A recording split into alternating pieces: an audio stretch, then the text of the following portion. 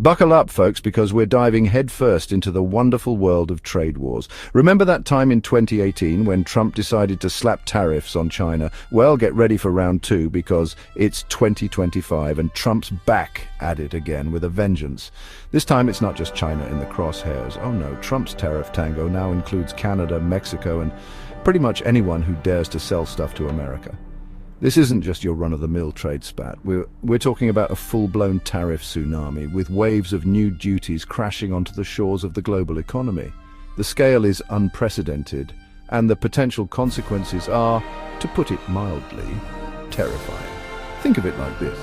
Trump's decided to play a high-stakes game of economic chicken with the rest of the world, and the stakes couldn't be higher. Will this reckless gamble pay off? Or will it send the global economy careening off a cliff? Only time will tell, but one thing's for sure, it's going to be a bumpy ride.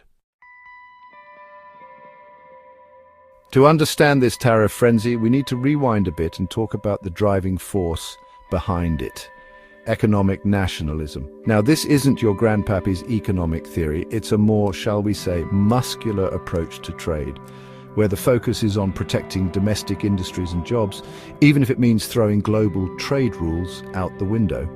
Trump's been banging the America First drum since day one, and tariffs are his weapon of choice in this economic crusade. His argument is simple, if a little simplistic. Other countries are taking advantage of the US, stealing jobs and undercutting American businesses. So this is the solution? Tariffs, baby. Make those foreign goods more expensive, and suddenly American-made products look a whole lot more appealing. It's a seductive narrative, especially for those who've seen their jobs shipped overseas or their communities hollowed out by globalization. But is it an effective economic strategy? That, my friends, is the billion-dollar question. Let's be clear. Trump's love affair with tariffs is nothing new. Remember those campaign promises to bring back manufacturing jobs and punish China for unfair trade practices? Well, tariffs are his way of making good on those promises, or at least appearing to. It all started with China, the perennial bogeyman of the American trade war.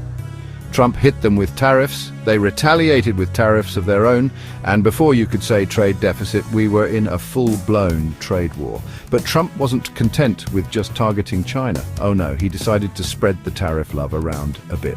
Canada and Mexico, our NAFTA, now USMCA partners, got hit with tariffs on steel and aluminum, supposedly for national security reasons. The EU wasn't spared either, facing tariffs on steel, aluminum, and even cars. It was like Trump was playing tariff whack-a-mole, slapping duties on anything that moved. So, what happens when the self-proclaimed tariff man gets his way? Well, the global economy tends to get a little bit, shall we say, nervous. The World Trade Organization, WTO, the international body responsible for regulating global trade, has been sounding the alarm bells for years, warning that Trump's tariff policies are a recipe for economic disaster. And the numbers paint a grim picture. The WTO estimates that Trump's tariffs could shave off a significant chunk of global GDP, with some projections suggesting a potential decline of up to 7%. That's a lot of economic growth going down the drain, thanks to a trade war that nobody really wanted. The impact isn't just limited to the US and its trading partners either.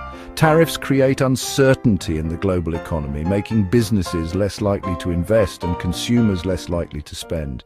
It's a ripple effect, and everyone feels the pain.